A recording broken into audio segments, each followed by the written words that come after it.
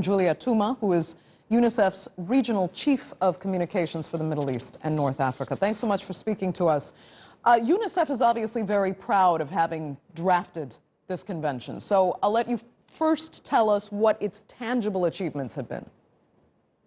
Right, so it's been 30 years, like you said, and for children in the Middle East and North Africa, there has been, despite everything, significant progress in the sense that much less children die before their 5th birthday. There are more kids in school, more kids have access to basic services, including water, sanitation, and hygiene, despite this region being one of the most scarce regions in the world when it comes to water scarcity. At the same time, I think it is very fair to say that conflicts, poverty, issues with governance, escalation in violence at homes and in schools, all these factors combined have also put a bit of a halt, if you wish, to the progress that has been made over the past 30 years. So it could have been much better for kids in this region. Right. I mean, you've recognized there's been a serious lack of progress in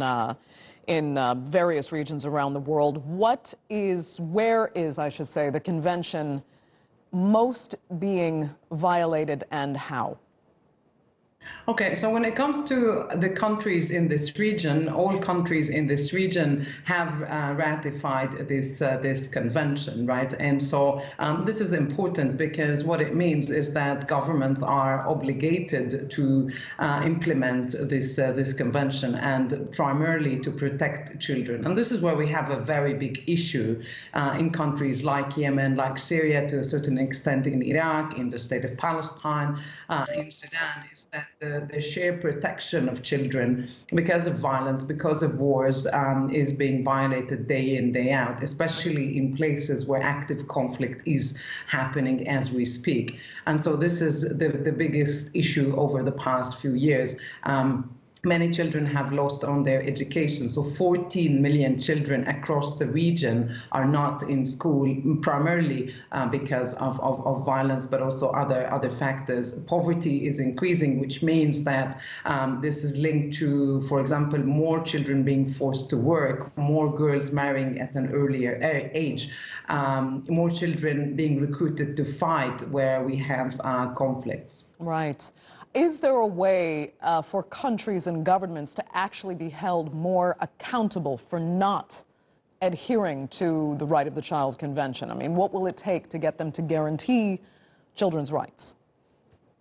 Yeah, so I think it goes beyond governments. It's a call that we issued a couple of days ago saying that what children and young people in this region are asking for, which could also explain why we have en masse protests primarily led by young people in this region. What they're asking for really is dignity. They're asking for the basic rights, access to education, finding good jobs, reliable water, reliable electricity, internet connection that doesn't cut.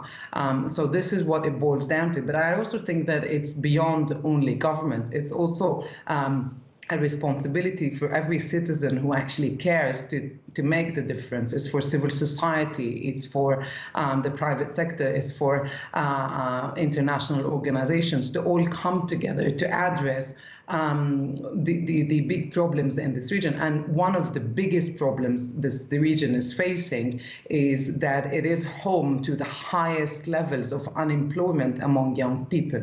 Okay, Juliette Touma, we're going to have to leave it there. Thank you so much for joining us. We appreciate it. Pleasure.